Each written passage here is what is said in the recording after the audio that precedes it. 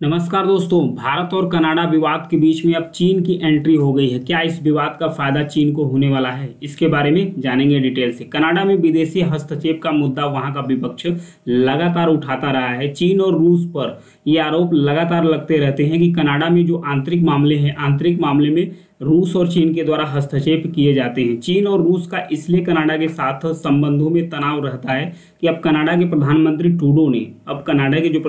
Trudeau हैं, खालिस्तानी समर्थक सिख नेता और उसके नागरिक जो थे हरदीप सिंह निज्जर की हत्या का आरोप भारत पर लगा दिया है कि भारत के एजेंटों द्वारा इनकी हत्या की गई है। इस आरोप के बाद कनाडा के मीडिया में यह भी कहा जाने लगा है कि अब चीन और रूस के बाद भारत का नाम भी जुड़ गया है जो कनाडा के आंतरिक मामलों में हस्तक्षेप करता है। हालांकि भारत ने कनाडा के इन आरोपों को सिरे से खारिज कर दिया है। भारत का कहना है कि कनाडा खालिस्तानियों को अपने जमीन पर पनाह देने के मुद्दे से भटकाना चाहता है पूरी दुनिया को, इसलिए मनगढ़ंत आरोप लगातार लगाता जाता है। लेकिन ट्रूडो के आरोप के बाद कनाडा और भारत के रिश्ते पटरी पर उतर गए हैं। ऐसे में कुछ जानकारों का यह भी कहना है कि चीन के लिए मौका है कि वह पश्चिमी देशों को घेर सकता है। कनाडा के मीडिया में यह भी कहा जा रहा है चीन पूरे विवाद का फायदा उठा सकता है। पूरे मामले में कनाडा आंतरिक समर्थन जुटाना चाहता है। जो कनाडा के प्रधानमंत्री जस्टिन ट्रूडो हैं वो अंतर्राष्ट्रीय समर्थन जुटाना चाह रहा है। अन्य जो पश्चिम देश है उससे कह रहा है कि आप हमारा सपोर्ट कीजिए। अमेरिका और ऑस्ट्रेलिया ने भारत से जांच में सहयोग करने की भी अपील की है, क्योंकि दोनों देश कह रहे हैं कि अपील जो सहयोग है आप भारत सहयोग करे, जो सच्चाई है वो सामने आ जाए। इस विवाद में चीन की जब एंट्री हुई है तो इस विवाद में चीन भी कूद गया है। चीन की जो सत्ताधारी कम्युनिस्ट पार्टी का मुखपत्र कहे जाने वाला जो अखबार है जिसका नाम है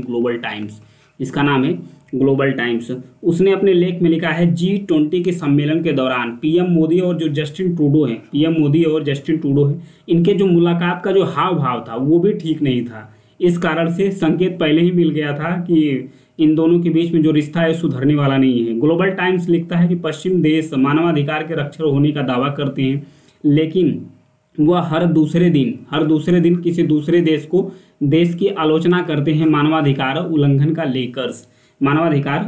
लेकर, क्योंकि पश्चिमी देश भारत के साथ चीन को काउंटर करना चाहते हैं। ऐसा चीन का कहना है कि चीन को काउंटर करना चाहते हैं। वो जो ग्लोबल टाइम्स है चाइना का मुख्य पत्र, वह यह भी लिखता है कि पश्चिम के देश भारत और उसके बीच लोकतंत्र के अंतर को अच्छी तरीके से समझते हैं, लेकिन अपने फायदे के लिए भारत में हो रहे मानवाधिकार हनन, उनका कहना है कि जो भारत में लगातार मानवाधिकार हनन होता है, भारत के लोकतंत्र की तो वो प्रशंसा करते हैं पश्चिम के देश, लेकिन भारत में जो मानवाधिकार का उल्लंघन होता है उसके लिए अपना मुंह बंद करके रखते हैं। ऐसा चाइना का कहना है। जो चाइना का ग्लोबल मीडिया है, जो ग्लोबल टाइम मुखपत्र है चाइना का सरकारी न्यूज़पेपर है, पश्चिम की यह दोहरी नीति उनके पाखंड को उजागर करता है। ऐसा कहना है चाइना का जो ग्लोबल टाइम्स मुख्य पत्र कहा जाने वाला है। ऐसे में जानकारों का मानना है कि भारत कनाडा के बीच जो बढ़ते विवाद है इसका फायदा चीन को हो सकता है। अभी तक कनाडा में विदेशी हस्तक्षेप को लेकर जो बयानबाजी होती थी काफी हद तक चाइना सेंटर थी, मतलब कि चाइना को ही केंद्र में रखकर बयानबाजी होती थी कि चाइना कनाडा का जो लोकतंत्र है उसे कमजोर करना चाहता है। बार बार चाइना कनाडा के आंतरिक हस्तक्षेप करता है, लेकिन हरदीप सिंह निज्जर की हत्या के बाद भारत पर आरोप ये लग रहा है। ऐसे में एक नया नैरेटिव बनना तय हो गया है, नया नैरेटिव बन रहा है पूरी दुनिया के सामने। कनाडा और भारत के बीच विवाद बढ़ने से पश्चिमी खेमे में हलचल भी मच गई, क्योंकि चीन के खिलाफ एकजुटता में कमी आएगी। अभी भारत को लेकर पश्चिमी देश एकजुट हो रहे थे। एकजुट इसलिए हो रहे थे कि चाइना को एशिया में काउंटर किया जाए और जो इंडो पैसिफिक क्षेत्र है उसके मार्ग, जो व्यापारिक मार्ग है उसे सुरक्षित बनाया जाए। तो ऐसे में यह भी कहा जा रहा है कि जो इंडो पैसिफिक क्षेत्र है और जो चाइना के प्रति जो एक नया अलायंस बन रहा था, एक नया गुट तैयार हो रहा था, उसमें भी कमी आएगी। वहीं अमेरिका के नेतृत्व में जिस क्षेत्रीय सुरक्षा की बात हो रही थी उसमें भारत की कमजोर स्थिति से चाइना को फायदा होगा। अगर अमेरिका के नेतृत्व में जो गुट तैयार हो रहा था, अगर उसमें भारत की अगर सिचुएशन कमजोर होती है तो उसमें सबसे फायदा, उसमें जब भारत को स्थिति कमजोर होगी तो चाइना उसका फायदा जरूर उठाएगा।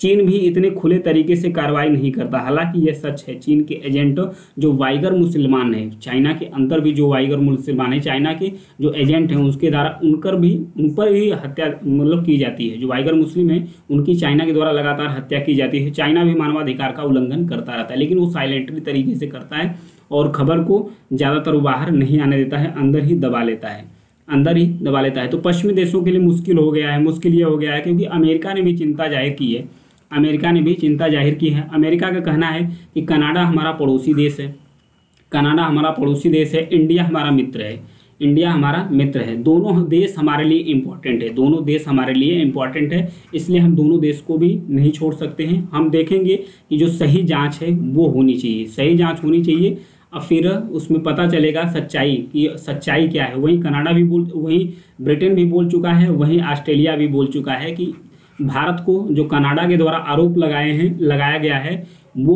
सहयोग करे, भारत सहयोग करे कि इन दोनों देशों के बीच जो विवाद है उसे खत्म किया जाए, क्योंकि जो अमेरिका है वो भी नहीं चाहेगा कि जो भारत के साथ हो उसका संबंध खराब हो, वहीं ऑस्ट्रेलिया भी नहीं चाहेगा, वहीं ब्रिटेन भी नहीं चाहेगा दोनों के देशों के साथ हमारा संबंध न खराब हो। वो दोनों मीडिएशन करा पाता है कि नहीं करा पाता है, इस चीज़ को चीन भी इसका फ़ायदा उठा रहा है। क्या चीन की नज़दीकी कनाडा से बढ़ पाएगी?